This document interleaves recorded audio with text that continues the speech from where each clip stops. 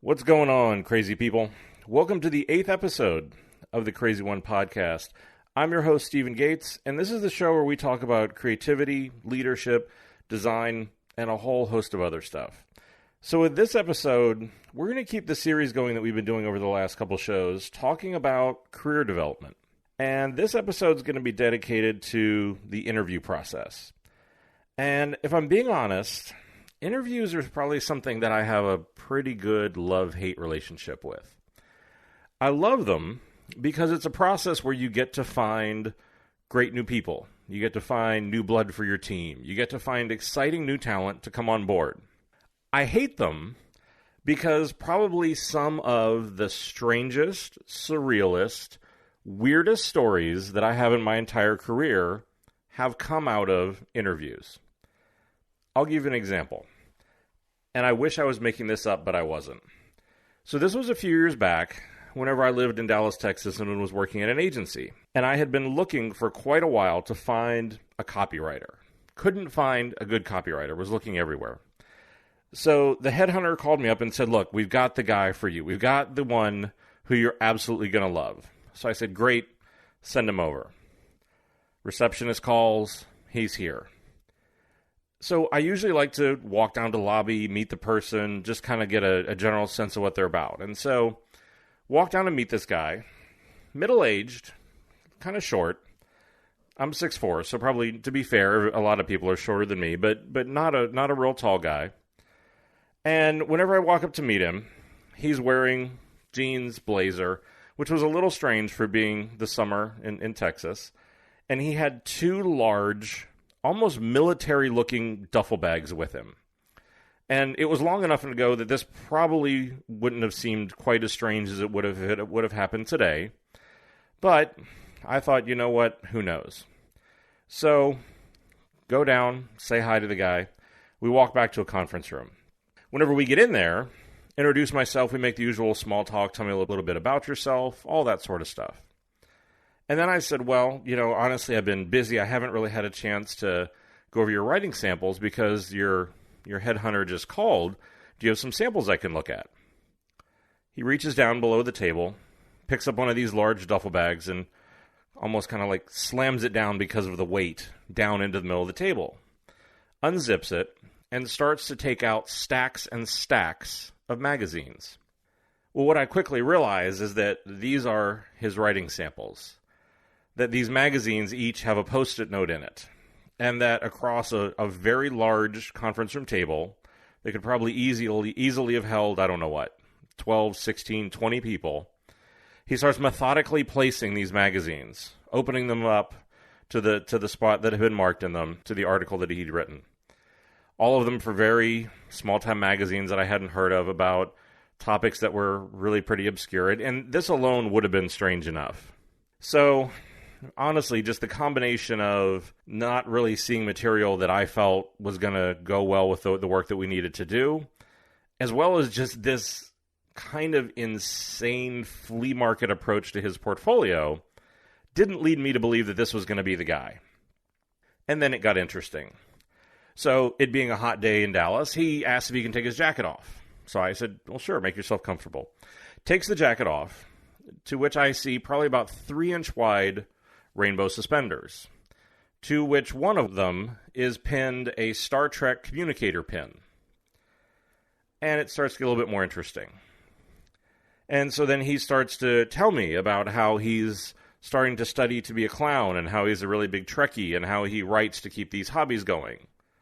Great. It's not my cup of tea, but that's perfectly fine. So, like I said, at this point, I've really decided this is not going to be the interview for me. This is not going to be my guy. And so you sort of try to do that thing of, this is great, let's wrap it up. And the one thing that I forgot about was the second duffel bag. And so as I'm trying to do this, as I'm trying to wrap it up, I'm trying to come up with another meeting that I have to go to or something. He says, well, wait, since you're creative and I'm creative, I really want to share kind of my other great passion with you. At this point, I was half expecting Ashton Kutcher to pop out because I was being punked. But you know what? You're this far into it at this point. Why not go the rest of the way? So I said, sure. What's this going to be? He walks down to the other end of the table, picks up the duffel bag, again, big, heavy, plops it down the middle of the table and unzips it, revealing a large, almost Run DMC-esque boombox. And he starts to tell me about his other hobby is Star Trek folk singing, that he and a few of his friends love doing folk singing about obscure characters in Star Trek. And so, what do you do with that? Where do you go? And I wish that this was the only story that I had like this, about these crazy characters, these crazy incidents, this thing where the interview that starts out with so much promise, with so much life, with something that you're so hopeful for, just veers so wildly off the tracks. And so, I'm not going to say that it's always those two extremes. It's not always the person you hire or the person that is going to be the story you're going to hold on to for years and years and tell people about, because they're really just not going to quite believe that it's true. But what I am going to say is that I really think that interviewing is a lost art. I see a lot of people who come and talk to me who do it really, really badly for some pretty basic reasons. And so this show is going to be dedicated to that. It's going to be dedicated to the feedback that you never got. It's going to be dedicated to the basics to help restore this lost art of the interview. And so I think that the first thing that we need to recognize is that interviewing in so many ways is just a broken process. The whole job hunt process is broken. But it's really been funny because over the course of my career, including very, very recently, at some very big, very notable companies, I've gone through their HR process, seen a job that I was really interested in, submitted my resume, heard nothing. The funny part was then either through my network or at an event or something like that, I would run into somebody from that company. In a few cases, the person who had the job that had been listed that I was interested in. And we had a short conversation. At the end of it, they would say, you know what? I've got this job opening that I think you'd be absolutely perfect for. Would you ever consider applying for it? And I would kind of chuckle, not really quite knowing what to say, and would just kind of look at them and say, no, I actually know about the job, and I agree, which is exactly why I applied for it 3 months ago. So just to get to the interview, you have to negotiate a broken process. And we talked a little bit about that with the personal branding. We talked a little bit that with your resume. But whenever you get into the interview, that's that last mile. That's the part where you need to figure out, how do you close the deal? How do you give a good interview?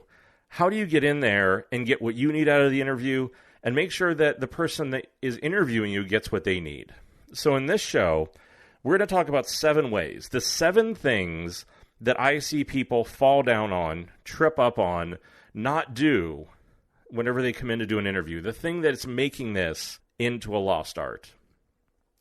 So the first thing that I'll tell you is that you need to understand that an interview is a lot like a first date. And what I mean by that is that one of the reasons why, like with the interesting Star Trek folk singing writer, why I go down to the lobby to meet people is the fact that everything in an interview is being evaluated. Very much like a first date, but also very much like a first date, it's putting this entire process into what is honestly an unfairly short time frame.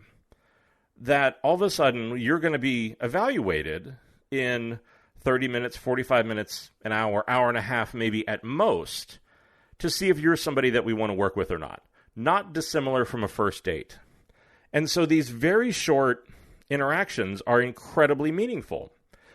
But the thing that you need to realize is from the very first moment that you meet with somebody who's giving you the interview, everything you do is being evaluated. The way that you dress, the way that you present yourself, the way that you present your work, your attitude, the way you sit in a chair, the way you answer to a question. Everything is communicating. And I think that this is one of those things that I think some people don't necessarily appreciate, that it is this microcosm. Whenever you're talking, I'm trying to understand and trying to get an insight about if you're somebody that I could put in front of a client.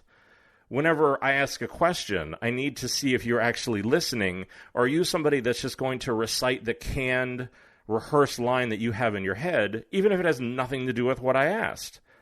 But I think that this is one of those things where, and I think that this is one of those things that everybody does and hardly anybody will tell you about. Because the reality is that we see everything that you do. We're assigning meaning to everything that you do. The reality is that we're just not commenting on about 95% of it, because we're using it to try to get this sense for all these really important things. And it's like I said, it's not fair to take that short of an amount of time to try to get a sense of somebody. But I think it's one of those things, though, that you have to be aware of it, and you have to go in with that mindset that you've thought through everything, that you think through what do you wear, because it shows how much do you care or how much do you not, that you think through your personal branding, you think through your story, you put some time and some effort into this, because the reality is that your resume and your portfolio, if you have one for whatever it is that you do, are just going to get you into that chair. They are not going to get you the job. They're going to get you the opportunity to come in and sell yourself. And I think that's the second thing that's so important, is the fact that you aren't presenting. Because I think so many people come in, they have a canned script. They have whatever the backstory is about them. They have the little talk about their last job. They have the 2 pieces of work or some example that they want to cite. And they come in and they present it. And this is the second fundamental problem. Because I believe if I have a spreadsheet, a series of numbers, something that is really plain, something that's very straightforward, I can present that. Whenever I'm coming in for a job, I'm selling.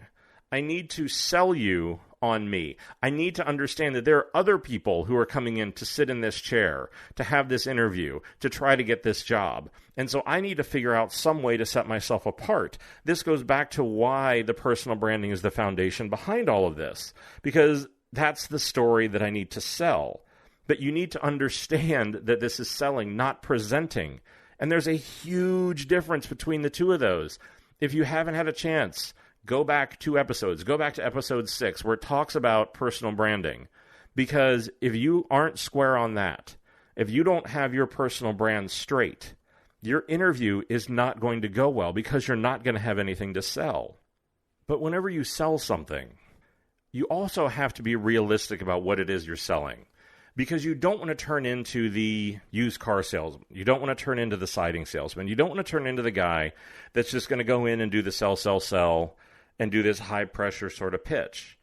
You need to be smart about it. You need to be strategic about it, and you need to be thoughtful about it. You need to do things whenever you go in to sell yourself, like call out any pink elephants or any problems or something that you think is going to be uncomfortable for people to talk about. This could be a job you were only at for 6 or 8 months. It could be the fact that you've been with a different company every year for the past 5 years. It could be a gap in your employment. There could be a whole number of different reasons why these things could happen. But these are going to be one of those things where the people that I admire the most are the ones who show the confidence to be able to call out what that pink elephant is, to be able to talk about it, to have the self-awareness to say, I know if you spent any time looking at my resume, you saw that there is this big gap in my employment. And you know what? I really would like to explain that to you, because it shows insight. It shows awareness. It shows that you're willing to go through and to be able to understand what this process is. And I think that's incredibly important. The other thing that I'll tell you to do whenever you're going in to sell yourself is that this is a trick that I picked up over the years. Is that sometimes whenever you go in to interview for a job, you'll end up with these marathon sessions where you may be talking to 4, 5, 6, maybe 8 people in a day. And they can be these rapid-fire, 15-minute, half-hour, 45-minute sessions back to back to back. Well, the problem with that is that by the 3rd, the 4th, the 5th one, you find yourself selling the same thing over and over again. You're starting to become that door-to-door salesman who's doing the same pitch over and over again. And the problem is, with each one of those pitches, you're getting a little less convincing. You're just simply repeating back what you said the time before. You're thinking about it a little bit less. The passion is a little bit less. The detail is a little bit less. It's a natural human characteristic to do this. It's not anything that you should be ashamed of. It's not a problem you need to work on. It's just the fact that whenever you do something over and over again, your energy starts to get a little bit low. Well, one of the things that I'll do whenever I get the schedule from a recruiter is that I'll actually go through, and if I see this happening, I'm going to tell them, you know what, probably right in about the middle of this, I have this conference call that I need to take. It could be for another recruiter. It could be for my job. It could be something for my wife, just something. But I'm going to need probably about a half an hour where I can be in a room to take this call. Well, the reality is there is no call. There's no conference call that I need to make. What I'm doing is I'm recognizing the fact that if I have to go through and I have to sell myself that many times over and over again, I need a break. I need some time to recharge the battery. I need to sit in a quiet room. I need to just be able to sit there, have a glass of water, get my head back together, and get my energy back up. So, you know what? I won't always advocate lying to recruiters or lying to new potential employers, but I will advocate understanding how to put your best foot forward. Understand how to sell your best product. And if that means that you need to ask for a break, then I think that you need to be able to do that. And I think that the last thing that I'll tell you is to know when to stop selling. Because this is one of the other things that I see all the time that is a pretty big mistake. And this could be whenever you're presenting your work. It could be in an interview. But pay attention to the person that you're talking to. If they start asking what I will describe as buying questions, these are questions like, what was your salary at your last job? When would you be able to start? Things like that are questions that I'm not going to ask everybody because I don't want to get their hopes up. These are questions that I'm just going to ask people that I'm genuinely interested in hiring. So whenever you start to hear questions like that, whenever you start to hear those sort of buying questions, whenever you feel like there's a good connection between the two of you and that stuff starts to come, stop selling so hard. Take the win for what it is. Because I've seen plenty of people who couldn't take that cue, who kept selling, who kept wanting to convince me, who kept wanting to do all these things and just kept going on and on and on to the point where I started to become a little bit less in love with them. I started to become a little bit less enamored with them because they couldn't seem to take the cue of where this was going. They couldn't seem to understand that it was okay for them to calm down and to just be normal and to stop trying so damn hard. So that's one of those things that is so important in life and not just in interviews. Know when to shut up and listen, and to be able to just stop selling. So the third thing, and this is another one that I see a lot, and this one really irritates me, is that you have to do some research. Because the reality is, if you walk into my office and sit down, and I've had this happen very recently, and people do these things that I think they think are cute, or it's cool, or dismissive, or something, where you can tell that they've done a little bit of research. I had somebody recently once walked into my office, sat down for an interview, nice enough guy, but at some point he said, oh yeah, I remember you did that thing with, what was that thing you did with the iPhone watch or something like that? So let's be clear. Ignorance is not attractive. Ignorance is not going to get you the job. Not understanding who I am, not understanding the work that I've done, not understanding my company, let alone simply demonstrating the fact that you don't know the name of one of the biggest form factors that has come out recently in a field that you're about to go work in is not endearing. That you tried to do a little bit of research, but the reality is all you showed me is that you didn't care enough to get it right. And that there are two things that come out of that. One is that I look at that as, well, if this is going to be the most impressive this person is going to be, if this is going to be the best and the hardest that they're trying, and they couldn't even do basic research, and they couldn't even get the name of a product right, what chance is the work that matters whenever they do here going to have? And the other thing that I'm thinking is that this is a person that just wants a paycheck. I have no interest in having people like that on my team. I want people who care. I want people who are going to invest. And that, yes, a line that is that small, a joke that is that flippant, can make the difference between whether you get the job or not. Maybe you think it's overly harsh. Maybe you think it's overly egotistical that I want people to be able to spend some time. But I want them to be able to spend some time not just with me and understand who I am, but everybody they're going to talk to, because it shows that they give a damn. Because that's what I really want, is I want people who give a damn and aren't just here to get a paycheck. So research who you're going to talk to. Research the company that you're going to go talk with. Read recent press articles. Try to find out what's going on there. And if you don't have a list of names of who you're going to talk to, ask the HR person for it. I bet you they'll give it to you. Because this is the thing, is that you need to, very much like a Boy Scout, be prepared. Because walking in blind, not knowing anything about our company, not knowing anything about our group, not knowing anything about the people that you're talking to, is not impressive. It is not cool. It is a fantastic way to have a really short interview and have your name be one that I forget before the day is over. So this is one of those things that I would highly encourage you to do, is to show that you care about the opportunity. Show that this is something that matters to you, that this is more than a paycheck, and that you really want this job. Because if you don't, someone else is going to come into that seat not long after you who will, and I will hire them. So the fourth thing, again, none of this stuff should be rocket science, but somehow it finds a way of being that way, is to show you can think. And everybody starts with a script, right? Even whenever I go in for an interview, I have the script. I have the whole, I'm a second-generation creative director, learned typography on a cast-iron letterpress, yada, yada, yada, right? Like, that's the shtick. But the thing is that I need to try to figure out how to quickly get off of that script. Because I think that both sides, the interviewer and the interviewee, often fall down here. Because the reality is that most of the people that I talk to, whenever they interview somebody, somehow seem to make it into something just short of a personality test. They go in, they interview them. Whenever they come out, I'll say, well, what'd you think about that person? They go, oh, you know what? They were really nice. I don't care about nice. I don't need more friends. I need people that can think. I need people who can contribute to the team. One of the reasons why the Apples and the Googles and the Facebooks and all these big companies that do so well get the best people is because I can tell you that they have the toughest interview process. NDAs will prevent me from telling you about any of those, but take my word for it that this is not the come in, tell me about yourself, what's your dog's name, where'd you go to school sort of an interview.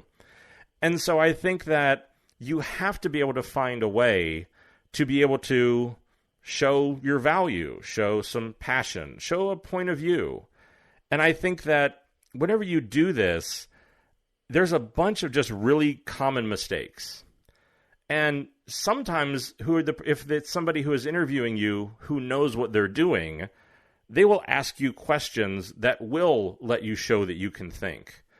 But if they don't, understand that there may be a few common traps that you don't want to fall into. One of the most common ones that I am, again, constantly astounded by is that people don't listen.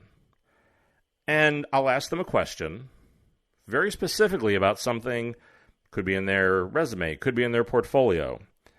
And the thing is that they give me an answer that has nothing to do with what it is that I asked them.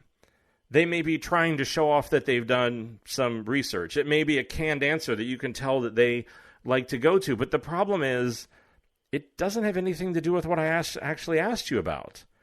And that thinking starts with listening. One of my mentors always told me, you don't learn anything with your mouth open. And that's the truth, is that you have to be able to start by listening and showing me that you can think on your feet, showing me that you can take the question, process it, and answer it back. The other part of thinking is thinking ahead. And that this comes down to, again, like the Boy Scouts, being prepared. I am constantly amazed at the number of people who don't or can't think ahead. They show up with no resume. They show up with no portfolio. Or they do show up with a computer, but have not even begun to think about the possibility of what if there's no Wi-Fi whenever you get there.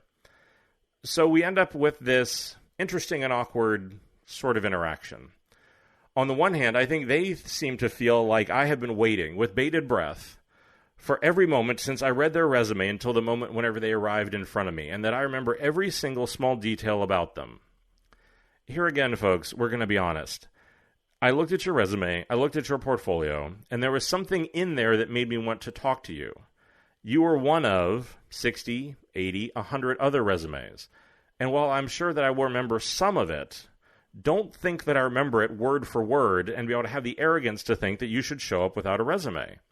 Don't be dumb enough to think that we should show up for a design interview with no portfolio or no backup plan for what to do if there's no Wi-Fi, because in my particular instance right now, I work in a regulated, highly secure industry. Getting guest access Wi-Fi is about a week-long process, and if I had to do it for every time somebody came in for an interview, that would be a full-time job. But I think that this is the thing, is that in its simplest form, thinking means that you're anticipating problems, that you're demonstrating, even in just unspoken ways, that you can think. Now, obviously, you also want to demonstrate by talking about the challenges you've had in your career, by talking about the ways that you've overcome them, to talk about, again, that personal brand, the personal story, the things that you've done different, and the things that make you unique. That also shows off your thinking. But you have to approach this as chess, not checkers. It's more complicated because, again, this is a first date in an unfair time frame where everything is being evaluated, and these dumb little things, these little mistakes can add up.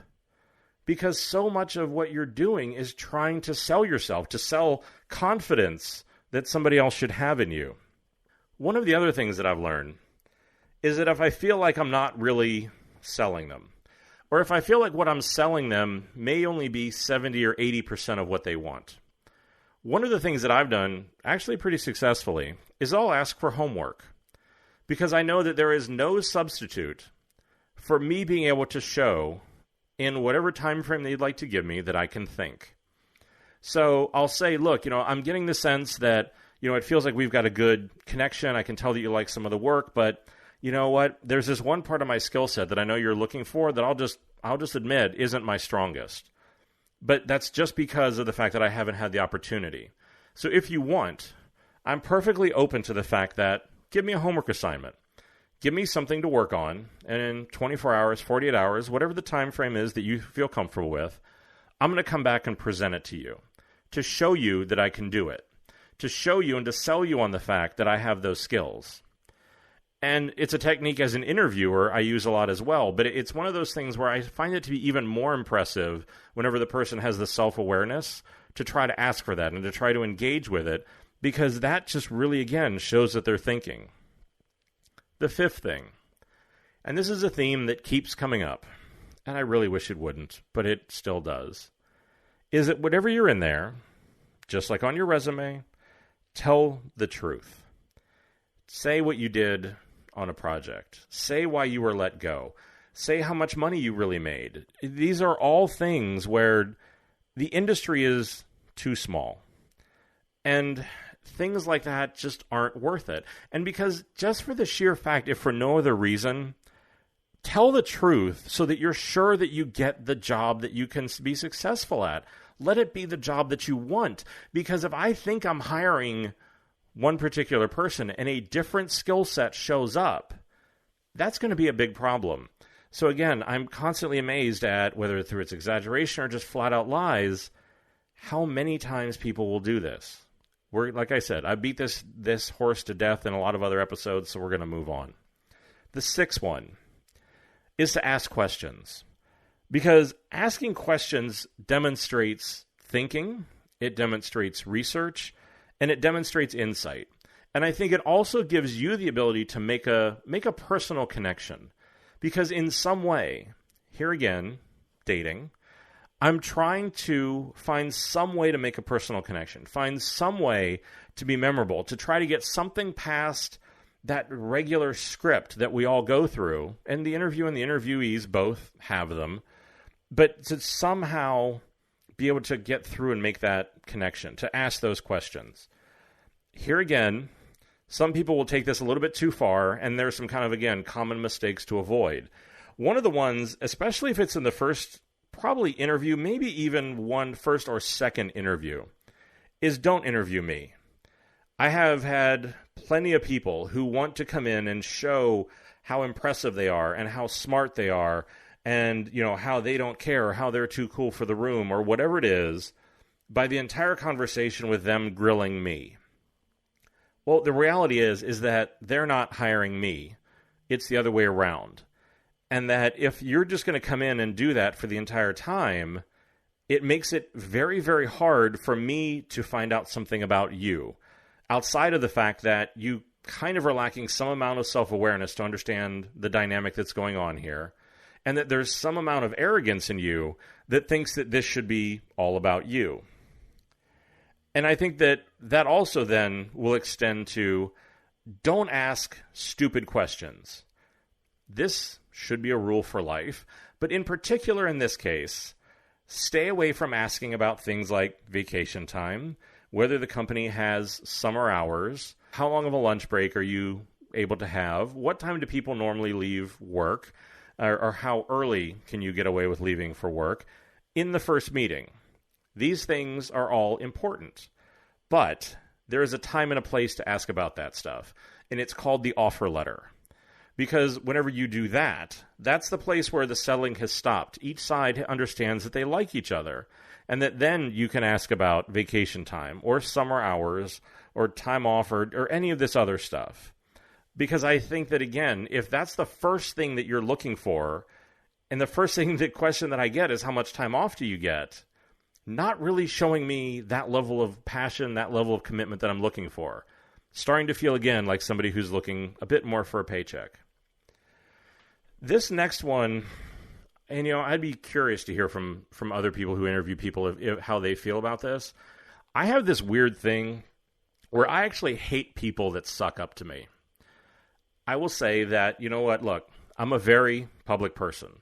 I'm on social media. I write my blog. I have my portfolio site. I'm now doing a podcast.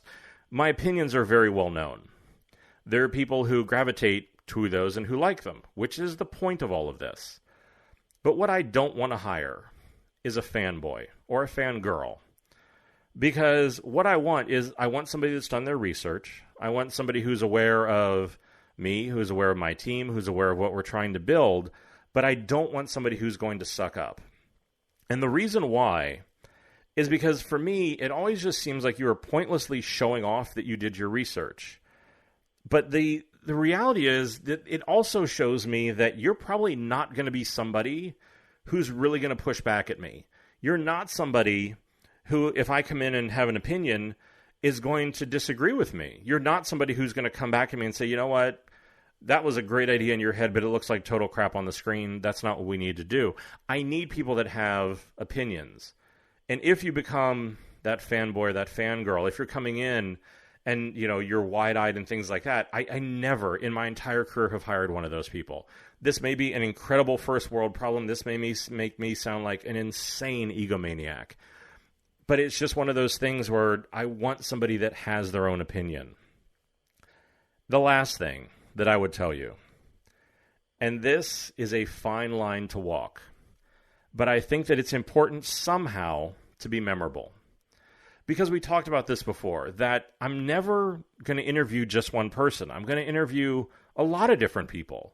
So how are you going to stand out? It could be that you're going to come in. It could be that you could ask for homework. It could be the insightful questions that you ask. It could be a style. It could be any number of things. But the people who have turned out to be the best hires that I've had, whenever I look back, are the people that were the most memorable, that they demonstrated something about them that really showed their creativity, that showed their insight, that showed that they were more thoughtful, that they were bigger than just that meeting. I had a writer one time who I interviewed, who honestly is one of the funniest women I've ever worked with, who afterwards sent me, it was a really funny comment card along the lines of what you would get at a restaurant after you had dinner, asking me to rate her level of banter, to rate her insight. It was this kind of funny multiple choice sort of card, and then a comment section. Well, again, just the insight that it demonstrated into the process, that the follow-up to that, the being memorable to that, the insight and the research that went into that, I hired her, and to this day, still think she's just an absolutely brilliant writer. I had a different writer who came in and gave me a whole selection of her writing. And it was everything from almost an annual report to kind of the more expected advertising copy to a poem. And that's a gamble. But the reason why I liked it was because it showed range, it showed a fearlessness, it showed a sense of confidence, even in the face of the fact that over the course of that interview, it was obvious that confidence was something that she probably honestly needed to work on. But it was just the fact that she was willing to be that vulnerable, to do something that different, to walk into a bank and to leave the creative director with a poem that was incredibly memorable. And she's one of those people that because of that I bet on. And that's the thing, is because these are the people that show you something more, that they show that they care and that they're willing to take a risk. Those are the people, if you are the person interviewing them, those are the people you want to hire. Because if they're willing to do it there, that means that they have it in them. But if you're somebody who is trying to get that job, if it's the one that you really want, and honestly, it's ranged, it hasn't just been writers, and I know I gave 2 writers examples, but I've had tons of other people, and it's ranged from something as goofy as a guy showing up with donuts on a Friday morning just because, he really appreciated the team's time and just wanted to say thank you, to much more elaborate, kind of bigger and kind of very elaborate leave-behinds. But the reality is that it shows that you care, and it makes you memorable, and it makes you stand out. Because if you just go in and do the same things as everybody else, you just get remembered like everybody else. Because if you go that extra mile, then all of a sudden you stand out, and we just have such a different way of thinking about you. So those are the 7 basics. Those are the 7 problem areas. But there are a few more things that I think it's going to be important to talk about. And I think that one of those things is whenever you're going to do an interview, it's something that would probably be a really good idea to practice. And how the hell do you practice an interview? And the thing that I've always done is that it isn't necessarily always about how do you answer the question? How do you sit in a chair? Because again, I think, yes, those things are going to be evaluated, but the 2 most important things with this, 1 is going to be taking the time to get your personal brand straight, and 2 is the way that you deliver that story. And I think that this is something that's very interesting. And in a few episodes, we're going to start a new series about presenting and about public speaking, which is something that I've spent my entire life working on. Because I'm somebody that came to realize that whenever I left college, I was terrified to speak in front of more than probably 2 or 3 people. And that to become a public speaker, to become somebody who was good at telling a story was something that I've had to learn. It has been an act of will. It does not come naturally to me at all. The stutter on that sentence alone should prove my point. But here's the thing, is that a lot of people don't understand when they stutter. They don't necessarily even understand how they come across whenever they present. So here's the thing that I would tell you to do. Have a friend, a coworker, husband, wife, boyfriend, girlfriend, whatever, interview you. Ask you just a few basic questions. Try to take it as seriously as you can. But the key to this is to record it. And to record the way that you act. Record the way that you answer these questions. And as soon as you're done, stop the video and play it back. We all have an iPhone. This doesn't have to be some big Fellini masterpiece. It just needs to be a video recording. But as soon as you're done, watch it. And a really funny thing's going to happen. You're going to have a whole bunch of stuff that you do that you had no idea that you did. I always liken it to if you ever, for some reason, call into your own voicemail and you hear your voice. I do this all the time because in our voicemail system, whenever I dial the extension, it says my name and my voice. And every time I hear that, I think to myself, I've heard my voice in my head 24 hours a day, 365 days a year for my entire life. I cannot sound like that big of a tool. Well, the funny thing is, watching yourself in an interview, watching yourself present, is very much like listening to that voicemail. That there may be a lot of things that you do that you're completely unaware of. That you may have a problem making eye contact. You might look down all the time. You might be one of those people that has a very common nervous tic where you have a hard time with silence. Where as you're thinking about the next thing you want to say, you can't sit there and just let the room be silent. So you'll say things like or right or or and you're not aware that you're doing this. And the reason why you're not aware that you're doing this is because your mouth and your brain are in two separate places. Just like whenever I'm doing this talk right now, my mouth is very worried about the sentence that is coming out of my mouth right now. To be a good storyteller, to be convincing, to sound authoritative, my brain is one sentence ahead. It's mapping the road out. It's trying to figure out, where am I going to go with this? What's the connector that I'm going to use? And the disconnect between those will allow these little tics to surface. And you may not be at all aware of it. So this is why I will tell people to practice, to be aware. And it's true if you do public speaking. It's true if you do presentations. It's true if the only time you ever are in a situation like that is interviewing. But it's one of those things where it's so incredibly important to do that. And the last thing that we want to talk about is to understand how to actually close the deal. The interview is great. You went in, you had your personal brand straight, you really sold a convincing story, you showed insight, there was a great personal connection, they loved you, they loved everything about you, damn it, they want to be you for Halloween. Well, now comes the interesting part of closing the deal. And this last mile, I see so many people screw it up, get taken advantage of, or to really just not understand what it is that they're doing here. And if you listened a few episodes back from the listener question show, one of the things that I talked about was how important it is for creative people to start to understand business. There may be no better moment that comes true than here. Because one of the big reasons why I've been successful is because of the fact that I understand and have taken a lot of time to study business. I've hung out with venture capitalists and sports agents. I've hung out with people who talk and do business for a living. I've studied all kinds of different things. The Harvard Business Review is regular reading for me every month, which may sound a little strange for a creative director, but it is because of the fact that there are certain parts of business that I need to understand. And you need to understand how to close a deal. You need to understand that it's a dance. And you want to get the best deal you can. But at the same time, the company that you're negotiating with, the HR team that you're negotiating with, quite honestly, probably wants the cheapest deal they can.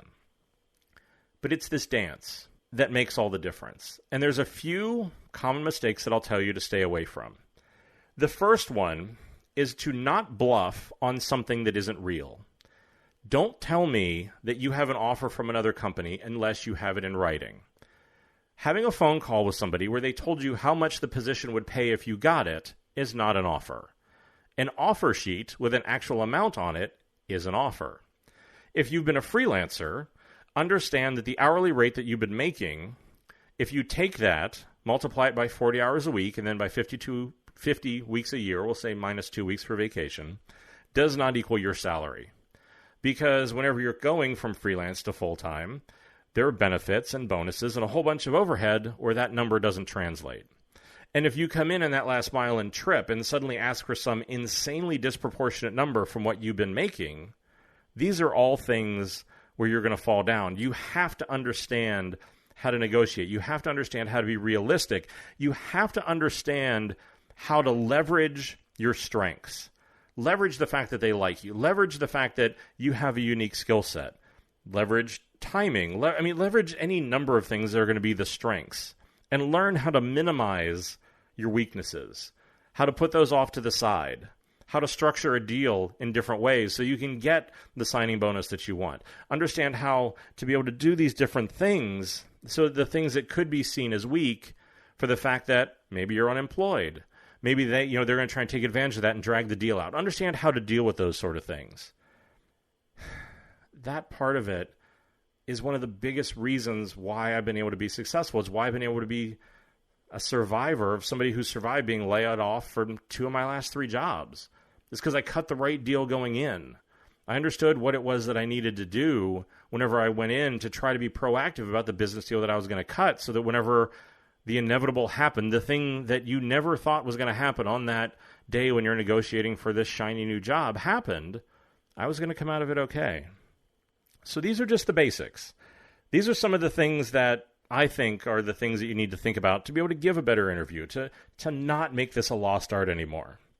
So next time, we're going to go in and talk about some of the biggest challenges if you're somebody that has to present a design portfolio.